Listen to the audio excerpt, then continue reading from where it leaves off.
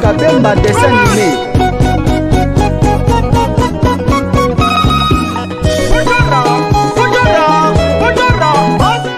Mbote na bande ko nyoso bolinga kolanda émission la bino lobato yoka ina jeu de NZ News TV. Donc quand on parle de jeu de NZ, on voit News TV. Donc il est tout ça wapi na kati église. Toyeba libre évolution makambo zo de kanisa ki lobaba trop l'équipe sokana ki calme biso ne kisika. News est toujours news de toye awa et pas ya pasteur to docteur Zoé Ognuboyebi Zorbabel, donc musicien pasteur. Les autres yoka à un concert le 28. Nous avons découvert tous ensemble et le monde équipe na yemo kimba baza awa toyoka ba personnalité. Donc nous témoin wana to milité wezo beta na mpanzi na ngai zo beta li lo bato yoka lelo so lo ba mabe ba yoka. Donc merci beaucoup la ma caméra dans un monde les grands caméramans garde mon compte de bocal les plans du monde pour comment on a mon réalisateur hein va garder ngandou Fallait on a posé mon patron Jota capitaine le visionnaire babi sur Tiet Tembe en son maillot. Je salue aussi un mot de Oussein Nzambe. Ndeni basate ngolo saba saba. Dimi sanga pour nation en BNP d'aller qui ça déjà en pleine réflexion. Donc biso tout ça pas dans news. Il m'a dit c'est quand news ils allaient pour comment tout ça moi micro et pour mon client yoka. Nini ba préparation ya concert, vous les connaissez. En tout cas, la préparation du concert, je crois que nous allons à terrain, nous avons évolué bien, nous avons sur vraiment, nous travaillons ça d'une manière professionnelle, parce que nous avons quand même pas de PCE au froid, nous allons à qualifier. Voilà, raison pour laquelle on est à disposer, bien nous allons accompagner, nous ça sont des professionnels, vraiment pour ça les autres d'une manière professionnelle, je crois, il y a moins de Pasteur. Mais comment fait-il Yolini Kaka on met de la musique aussi qui m'a dit mais côté pourquoi pas besoin de se baser ni na maman musique côté bon Nzambe appelle ça makabo Yesu azope sa parabole abi mutu moko faki a voyager madana ba serviteur alors faki diviser ba talent appelle musu moko musu misatu musu 5 musu 10 deux années moko pe biso tozali lokola mabelo Nzambe aponi to lokola ba serviteur alors na quatre na biso Nzambe atie ba grâce bengi autrement ba talent alors pas mutu musu ko pesa talent boteya pas mutu musu ko pesa talent koyemba mais pas mutu musu ko pesa koyemba boteya ba miracle ba makambo belé longa pesinga non seulement enseignement non seulement boteya mais pesa penga grâce wana koyemba donc na ko salela moko te na église mususu parce que na suka to rendre compte mutu ko rendre compte Nzambe ko biso kenena mukili on a pesa 4 musala na mungu. Voilà, à part côté, comprendre le grâce à Takatana William, ok, voilà, merci beaucoup. Je crois que vous êtes belé. Ça fait du plaisir. Nous avons à SP, Centre de formation et pas Islamite, make-up na Olympia, au commune à croisement. Au Nika, Kassalon, Machin, Baolaxo, Bissika, Centre de Oisali, et pasteur. Pour nous avoir moins de belé pour nous sala et nous n'avons pas la musique au bandé nous quand partout na yo ya monde la musique. Tu vois beaucoup malheureux. Bandi musique depuis 95, donc je suis retourné 2021, je crois 26 ans déjà. Pendant une chorale na la groupe musical en 97, donc ma groupe musical notre temps à Kinshasa, maintenant on à Kinshasa l'église na place de notre communauté Alpha Omega. Là je salue mon père le révérend Bishop Aaron Boutalidama, je salue aussi mon père qui m'a formé aussi le révérend Eric Chouaga. Donc c'est depuis 95 nous avons bandi monde de musique na bandi na chorale na yo ça groupe musical Tilelo nous avons évolué toujours. Ok, voilà, merci beaucoup. Quelques questions? Pasteur Ibissa Bisso au sein de combien de chants? Ça fait 26 ans dans le monde de la carrière musique. Vous avez déjà bandi ou album de show Bimissa donc ça va préparation et bandi mo jour Bimissa album nous ça préparation album.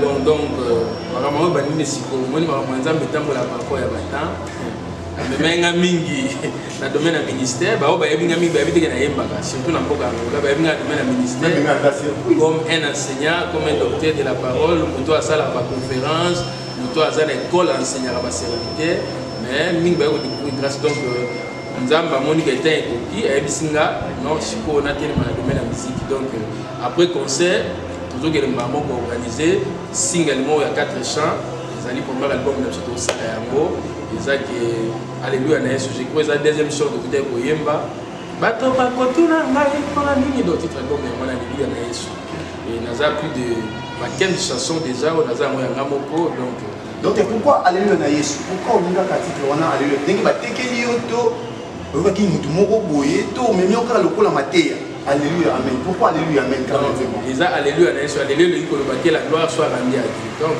alléluia li koloba ko zongsa lokumu pa ina nzambe donc nazozongisa lokumu pa ina nzambe je crois que bozoka nzembo na bina tango sodomba banda ko lia pe ko mena mais te que jugement ko ya lemo pe na tango na biso bazolia bazomela ba peut-être que jour Yesu akoya kozonga donc merci nazo pesa nzambe nazo glorifier de l'essence a kolongola nga na mokili comme moi na nzambe donc et donc on a repesa ba mbongo mais matondo nazo musele leki ko aselingi leki monene kolongola mokili kolongola destiné ko kenali felo tibo changer destiné ko kenala lola le melo na repesa nzambe zaka ko kumisa voilà pourquoi j'ai chanté alléluia na Yesu. OK voilà merci beaucoup et puis c'est ce jour il y a concert les arcans et nous en allons il peut se numéro de téléphone on a plus quelque chose sur capot de cadre donc le concert ils ont prévu le 28 février sauf l'imprévu mais regardez date on est le 28 février tout à juste na mabor na Luanda on ici par Kazenga baïro mabor vous avez l'église de missionnaires à mission vous êtes dirigé par le révérend docteur Émile Voilou donc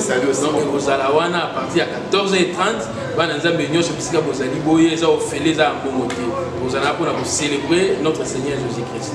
Pasteur mais pourquoi nous va ça la nzambe libisanga na terre pour na bidongo lipo bino bozaba bonga de l'honneur ndeko moko pe boye ndeko moko soit frère de biso moko Kabu frère Kabu Sabarot avant cette émission il y a et ça lito et mon bozo betaka oui on est le bozo betaka nya mo te donc mon ati bola na biso ay c'est biso que non ata na concert le 28 pourquoi pas au sait que les bino ka concert en mobile nyosho basala nzambe beaucoup misanda me longo que o ya ça na part na ye o ya petit bord na ye ndeti ils ont pris sa polémique ils ont pris sa polémique ils ont pris sa polémique mon amdana ndinga nzamba lobela qui est swinda masolana le 28 donc il y a un objectif aussi à la concert alors on appelle le 28 on a un objectif de même Dieu et maintenant c'est le goût à l'entendre la diversité excusez-moi parce que vous expliquez bien parce que ça marche en moto comme ça tout est pas à passer Zoé ba bébé to qui n'est pas à frère on a tout ça même à venir l'église a commencé à misanga et boli misanga de le moment de trop beau oh c'est pas parce que rapport de parce que na kitibwe monde yo ka nyama na ayo ka biso ke pasteur excusez dans la caméra parce que misanga nyama de tout ton manqué pasteur intéressant pasteur ayo c'est tout kende wa tout le micro le bon micro na ka micro donc tout comme ça côté l'église tout que dans et ba nzambe basé bele to ndeba église au monde dimanche mais 4 églises baba mon bato bazo ya selon nzambe le ado tinda c'est aussi comme casque c'est pasteur da denga c'est ça me rio ko to le ko yi ça ma moi te que ya yo ko ça mi ko yo ko et nga eza ofili oh gratuit eza gratuit ah au comité OK voilà merci beaucoup ça fait que vous savez la banda aussi qu'on dit merci à mon patron je ta capitaine le visionnaire les beaucoup les plans du monde nzambe en France donc surtout manga passe merci pasteur pour même si na suka émission na limio pesa numéro pardon pesa numéro na bande ko yo ba limba soutenir musa na yo bande ko bozana pour ça ba participer ba donner nzambe de mona yo pesa numéro pe que mon bande ko ba suma citation na banda partout bande ko la OK merci numéro nanga ezali plus 244 pour ba waza bi mususu 933 28 17 94. Voilà le numéro de WhatsApp plus 244 933 28 17 94.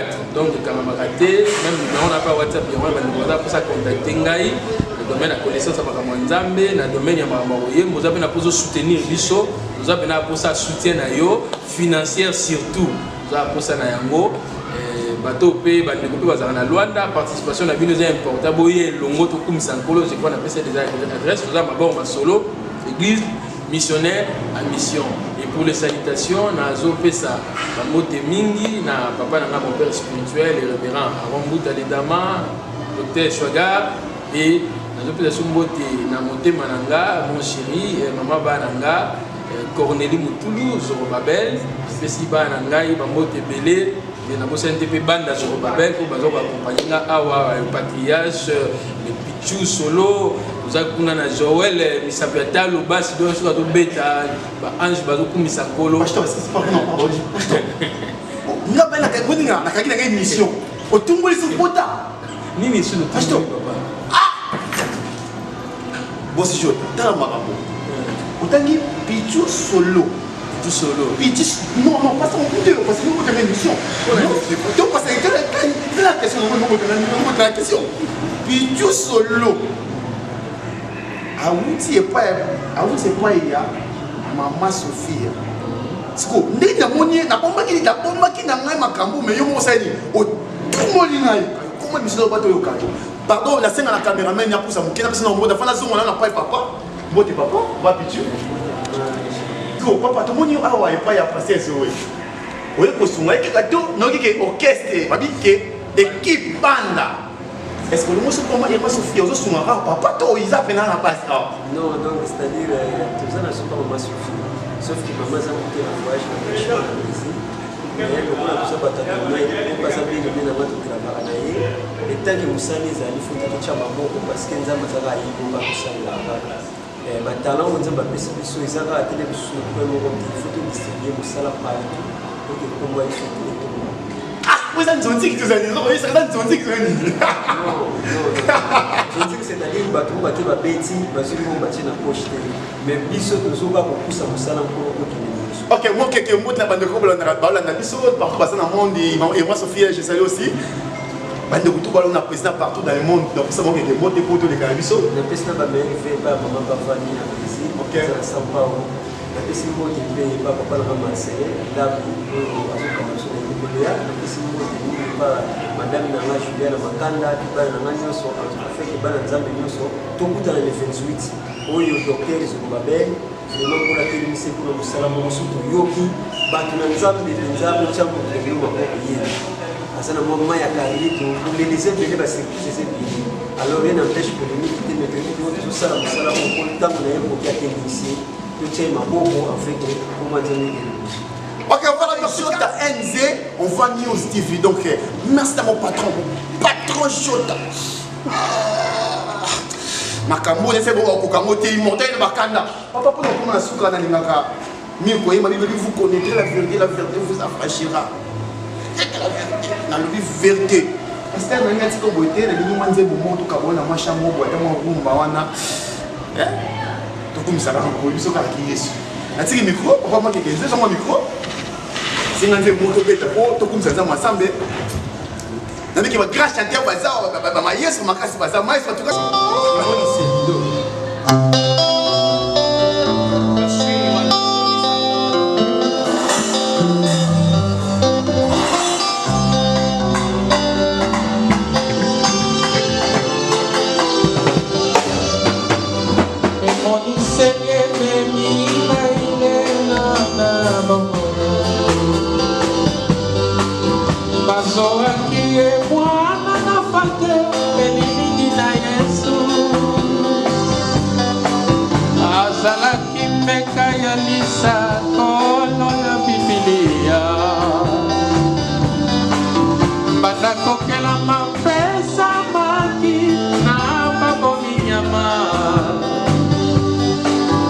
Afongola ki mongongo de asala kinasina ya mokano na sabe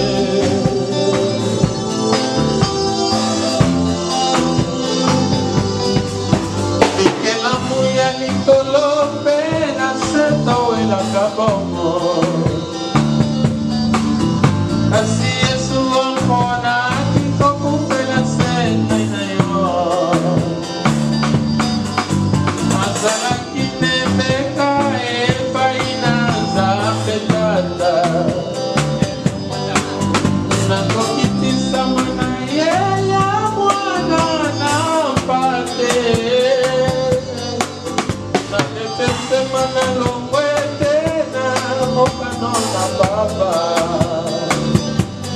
moto zilo bifo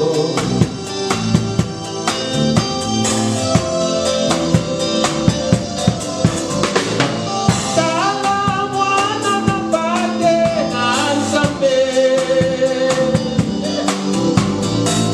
molo